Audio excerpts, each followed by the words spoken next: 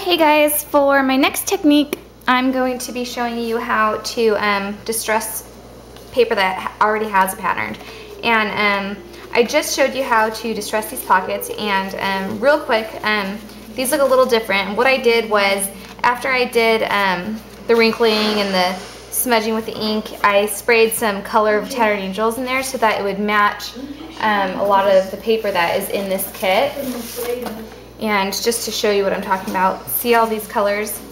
I really wanted it to match the papers, so that's why I sprayed a bunch of different colors on there. And then I just ironed it, so that's how I did that. And because these pockets are glued together, they may separate. All you have to do is just re-glue them, or get those edges wet and then dry them. But it has a little flap, so you can re-glue them really easily. Because you are getting it wet, so it is going to wash the glue out a little bit.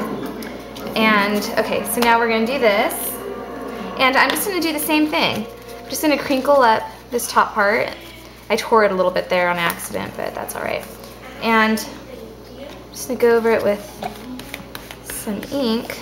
Then I'm going to do the edges. I don't want to get too much of the picture covered,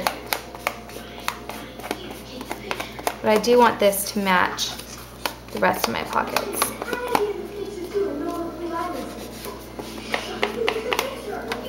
And I'm doing both sides.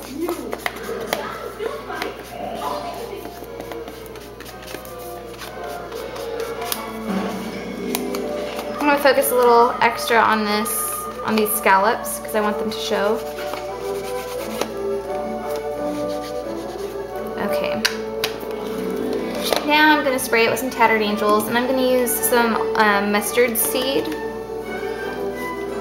just to add a little bit of color, not a whole lot. And I'm also going to use olive vine, just to bring some green into there.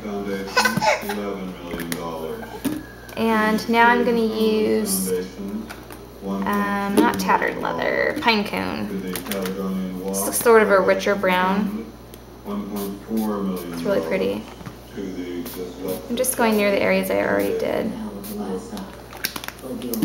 Then I'm just going to iron it.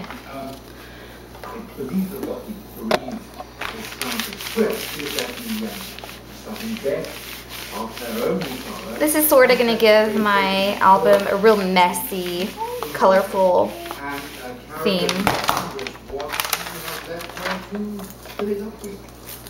Flip it over. And on this back, you can see it shows a little bit more of a spray. So I'm going to take, you could do this with water, but I'm going to use Tattered Angels because I've got it handy. And this is iridescent gold. But I want to make some of that spray marks spread out a little bit. So then I'm just taking a brush and I'm just rubbing over it. And it'll still look like a spray, but it'll be a little bit more absorbed into the paper. It spreads out a little bit more.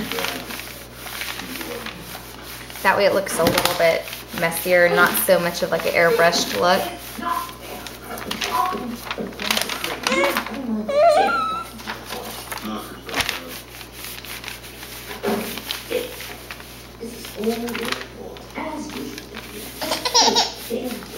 Oh, Brooke's getting antsy. It's just about bedtime for her. I'm just gonna do this area one more time. Alright. Okay, so there is an aged little pocket.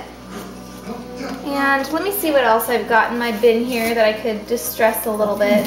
How about my film strip? I'm going to use tattered leather on this one. I'm just spraying right on my rag because I'm being a little bit careless.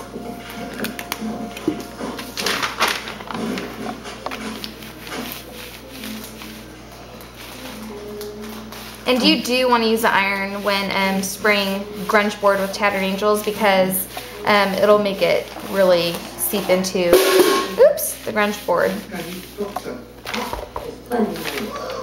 See how dingy that looks? Kind of cool. And you can go right over the grunge board with your bare iron too. I'm going to do that. Actually, I'm not going to do the other side because this is probably going to be glued down. But I am going to rub some walnut stain on the edges.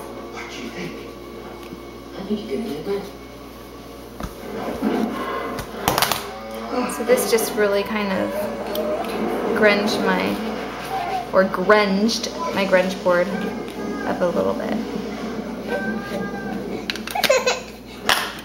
Alright, and then I'm just going to heat it back up again.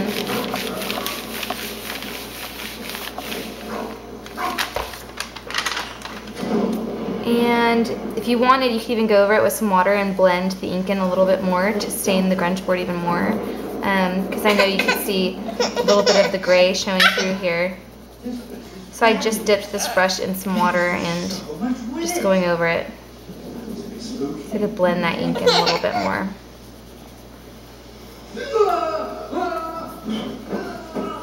That way less of that gray shows. And there we have it. Grungy little film strip.